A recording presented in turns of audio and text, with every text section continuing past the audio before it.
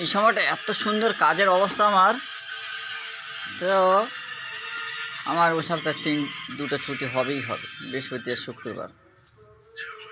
বৃহস্পতিবার অডিট হবে ভোটের, সে আবার 12টা থেকে 1টার ভিতরে ছুটি দেবে না কিছুতেই। আর শুক্রবার ওই খাস জিয়ারত।